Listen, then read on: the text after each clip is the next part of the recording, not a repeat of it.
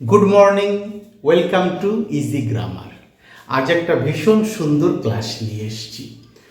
আমরা প্রায় অনেককে বলতে শুনি বা বিভিন্ন জায়গায় আমরা লেখা দেখতে পাই এই ফ্রেজটা, business as usual. Business as usual, কিন্তু আমরা বুঝতে পারি না কখন এই ফ্রেজটা বাক্যে বসাতে হয় বা কথা বলার সময় ব্যবহার করতে হয়। তো আজকের ক্লাসে সেটাই আমি তোমাদের সামনে পরিষ্কারভাবে ব্যাখ্যা করব। তবে বিজনেস অ্যাজ ইউজুয়াল ফ্রেজটা দিয়ে বাক্য লেখার আগে বা কোন কোন ক্ষেত্রে এই ফ্রেজটা বসানো যায় সেটা বলার আগে আমি বোর্ডে লেখা বাংলা বাক্যগুলো তোমাদের একটু পড়ে শোনাবো, তাহলে তোমাদেরই বুঝতে সুবিধা হবে। বৃষ্টি হওয়া সত্ত্বেও কৃষকরা যেমন কাজ করে সেভাবেই কাজ চালিয়ে গিয়েছিল। রবিবারগুলোতে আমি যথারীতি দেরি করেই উঠে থাকি, মানে রবিবার আমি তাড়াতাড়ি উঠি না, আমি দেরি করেই উঠে থাকি, এটাই আমার রবিবারের রুটিন। পুজোর ছুটির পরে স্কুলগুলো নিয়ম মতোই খুলবে, যেটা হয়ে থাকে, ছুটি শেষ হয়ে গেলে স্কুল খোলে, এটাই নিয়ম। অতীতে যেভাবে তাদের পরাজিত করেছিলাম সেভাবেই এবারও করব। মানে তাদের পরাজিত করা বা তাদের খেলায় হারানো, এটা আমাদের একটা অভ্যাস হয়ে গেছে। এবারও ওদের সাথে আমাদের খেলা হবে, এবারও ওদের হারিয়ে দেব। তো এই যে চারটে বাক্য আমি পড়লাম, এই চারটে বাক্যে কিন্তু একটা জিনিস পরিষ্কার, সেটা হচ্ছে যা সচরাচর হয়ে থাকে বা ঘটে থাকে সেটাই ঘটেছে, ঘটছে বা ঘটবে, অথবা পূর্ব পরিকল্পনা অনুযায়ী কিছু হয়েছিল, হচ্ছে বা হবে, এমনটা বোঝাতেই কিন্তু বিজনেস অ্যাজ ইউজুয়াল ফ্রেজটা ব্যবহার করা হয়। তো চলো এবার আমরা বিজনেস অ্যাজ ইউজুয়াল ফ্রেজটা দিয়ে এই বাংলা বাক্যগুলো ইংরেজিতে বলার চেষ্টা করি। ভীষণ সহজ, ভীষণ ইন্টারেস্টিং। বৃষ্টি হওয়া সত্ত্বেও কৃষকরা যেমন কাজ করে সেভাবেই কাজ করছিল।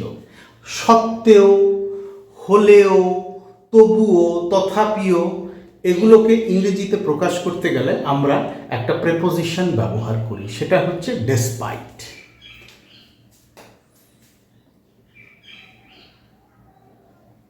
Despite the rainy weather,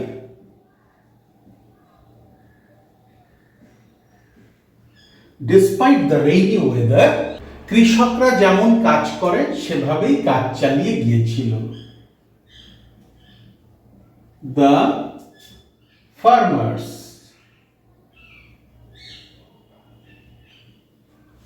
কাজ চালিয়ে গিয়েছিল, past tense।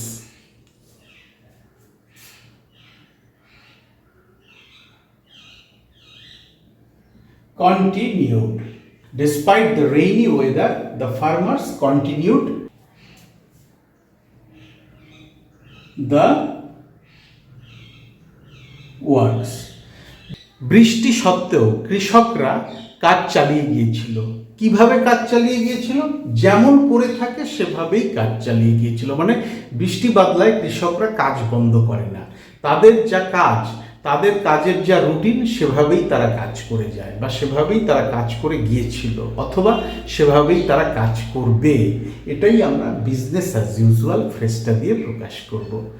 এখানে আমি দুভাবে ফ্রেজটা ব্যবহার করতে পারি। It's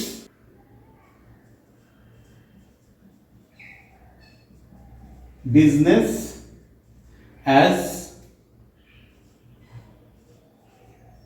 usual, অথবা এই যে ইটসটা কেটে আমি এখানে বসাতে পারি অ্যাজ। তবে এই অ্যাজ বা ইটস এটা হচ্ছে অপশনাল, আমি এখানে কোনো কিছু নাও দিতে পারি, কমা দিয়ে দিলাম এবং তারপরে শুধুই ফ্রেজটা বসিয়ে দিলাম, অর্থ একই থাকবে। রবিবারগুলোতে আমি যথারীতি দেরি করেই উঠে থাকি। রবিবারগুলোতে, অন সানডেজ, আমি যথারীতি দেরি করেই উঠে থাকি। আই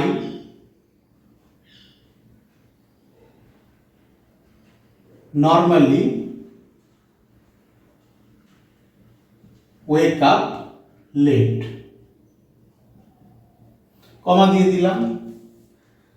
যথারীতি, অর্থাৎ কিনা রবিবার দেরি করে ওঠাটাই আমার রুটিন, ফলে এটা পূর্ব নির্ধারিত একটা ব্যাপার। শনিবার রাতেই আমি ঠিক করেছি যে আমি রবিবার দেরি করে উঠব, এবং আমি সেটাই করছি। পূর্ব নির্ধারিত কিছু বা পূর্ব পরিকল্পনা অনুযায়ী কিছু ঘটা বোঝাতেও কিন্তু বিজনেস অ্যাজ ইউজুয়াল ফ্রেজটা ব্যবহার করা হয়। এখানে আমি দুভাবে লিখতে পারি, ইটস বিজনেস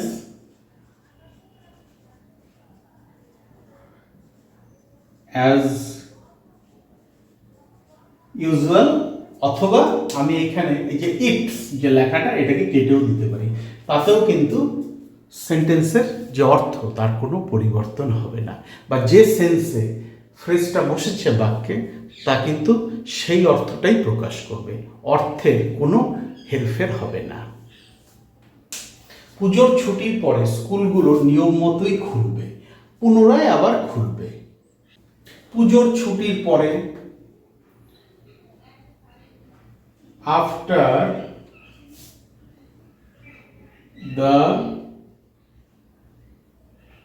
puja vacation, স্কুলগুলো নিয়ম মতোই খুলবে, স্কুলগুলো আবার খুলবে বা পুনরায় খুলবে। তাই আমি এখানে ওপেন না লিখে রিওপেন ওয়ার্ডটা নিয়ে আসবো।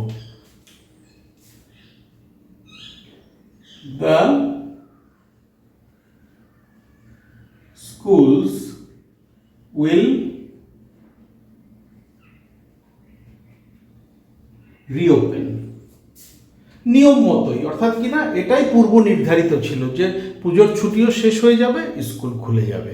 এইবার আমি এখানে ফ্রেজটাই বসিয়ে দেব।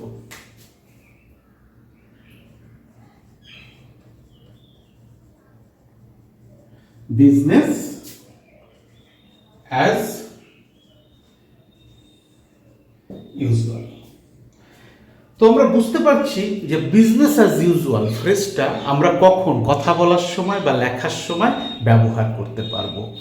আগের থেকে পরিকল্পনা অনুযায়ী কোনো কিছু ঘটেছে, ঘটছে বা ঘটবে এমনটা বোঝাতেও আমরা বিজনেস অ্যাজ ইউজুয়াল ফ্রেজটা ব্যবহার করতে পারি, অথবা যেটা সচরাচর ঘটে থাকে সেটাই ঘটেছে, ঘটছে বা ঘটবে এমনটা বোঝাতেও আমরা বিজনেস অ্যাজ ইউজুয়াল ফ্রেজটা ব্যবহার করি। অতীতে যেভাবে তাদের পরাজিত করেছিলাম সেভাবেই এবারও করব। আগেও হারিয়েছি, এবারও হারাবো। তাদের হারানোটা একটা নিয়মই হয়ে গেছে, সেই অনুযায়ী এবারও হারাবো। এটা বোঝাতেও আমরা বিজনেস অ্যাজ ইউজুয়াল ফ্রেজটাই ব্যবহার করব। অতীতে যেভাবে তাদের পরাজিত করেছিলাম, লাইক ইন দ্য পাস্ট, ছোট করে ফেলছি সেন্টেন্সটা, দেখো, like in the past we, এবারও তাদের পরাজিত করব। ডিফিট, পরাজিত করা ইংরেজি ডিফিট, ডিফিট দেম, কখন পরাজিত করব, এবারও করব।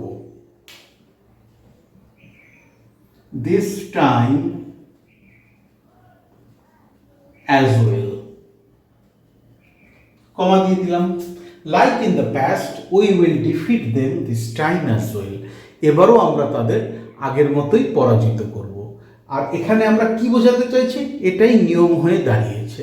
তাদের সাথে যখনই খেলা হবে বা কোনো প্রতিযোগিতা হবে আমরা সেটাই জিতবো, তারা প্রত্যেকবারই হারবে, এটাই নিয়মে পরিণত হয়েছে।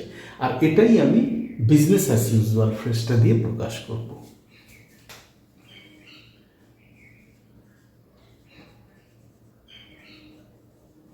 Business as usual. তাহলে তোমরা বুঝতে পারলে বিজনেস অ্যাজ ইউজুয়াল ফ্রেজের ব্যবহার। অনেক জায়গায় দেখে থাকবে, অনেককেই বলতে শুনবে, কিন্তু আগে তোমরা হয়তো এর অর্থটা বুঝতে পারোনি যে কেন এরা কথা বলার ইংরেজিতে বা লেখার ইংরেজিতে এই ফ্রেজটা ব্যবহার করছে। আজকের ক্লাসের পরে আশা করা যায় তোমাদের কাছে কিন্তু ব্যাপারটা সম্পূর্ণ পরিষ্কার হয়ে যাবে। বোর্ডের একটা স্ক্রিনশট নিয়ে নাও, এই স্ক্রিনশটটা নিজেদের ভেতরে প্র্যাকটিস করার সময় রেফারেন্স হিসাবে ব্যবহার করতে পারবে। ভীষণ সহজ এবং সুন্দর একটা ফ্রেজ, রেগুলার ইংলিশে এর ব্যবহার ব্যাপক। তবু যদি কোথাও কঠিন লাগে, আটকে যায়, আমার ভিডিওর কমেন্ট সেকশনে লিখে জানাও। ডেসক্রিপশন বক্সে আমার ইমেল অ্যাড্রেস দেওয়া আছে, চাইলে সেখানেও যোগাযোগ করে নিতে পারো। Thank you so much for your time and attention. Have a nice day.